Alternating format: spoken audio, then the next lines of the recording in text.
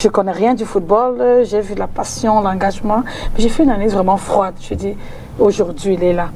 J'ai pas, quelqu'un va dire, je supporte et tout. Je dis, non, je n'ai pas besoin de le supporter, mais j'ai fait un constat simple. Maintenant, tu fais les tours, les stades commencent à revivre quand même. Ce qui n'existait plus depuis un certain moment. Vous vous souvenez avec ce que vous appeliez Coupe, c'est quoi, du Cameroun?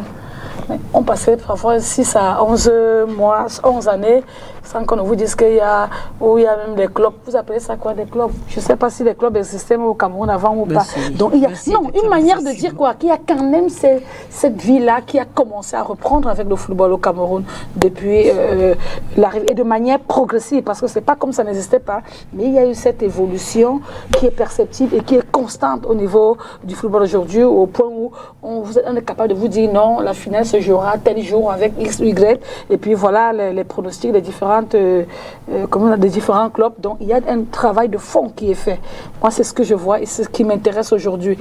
Je peux comprendre, je commence à voir des personnes qui quittent le navire, simplement parce qu'ils se rendent compte, et à chaque fois, c'est malheureusement à ça qu'on arrive, lorsque on a soutenu quelqu'un qui avait un projet vrai, un projet bon, un projet porteur pour notre foot aujourd'hui, et qu'à un moment, on le soutient dans ce projet-là, mais malheureusement, on reste avec certaines intentions, avec certaines façons de faire, parce que lorsqu'on regarde au niveau des personnes qui ont été des gens qui ont été limogés ou alors renvoyés, voilà, on va se rendre compte que les arbitres aujourd'hui, moi j'ai essayé d'écouter là, de voir ce qui se passe là aujourd'hui avec le sport, le football, ce que nous voyons sur les stades là, les arbitres ont essayé de transformer nos matchs en paris sportifs, je sais pas comment ils appellent ça, où on fait des paris, on s'organise. Samuel Etofi, c'est désormais l'ambassadeur de l'une de ces sociétés.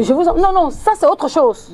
Là c'est autre chose. Il ne faudrait pas qu'on mélange les pédales, c'est autre chose. Là, ambassadeur sur le plan publicitaire, c'est autre chose. Mais on a maintenant les habits qui sont devenus. Et l'Africa Foot est désormais sponsorisé par l'une de ces sociétés. Des véritables parieurs, et on a des comportements où on voit des gens agir d'une manière ou d'une autre. Non, ce que je veux dire aujourd'hui, c'est que on a bien envie que les Camerounais continuent à gagner comme ils ont souvent fait. Mais rassurez-vous, j'ai envie de dire, donnons du temps à Samuel Etofi parce qu'il est en train de faire un travail excellent.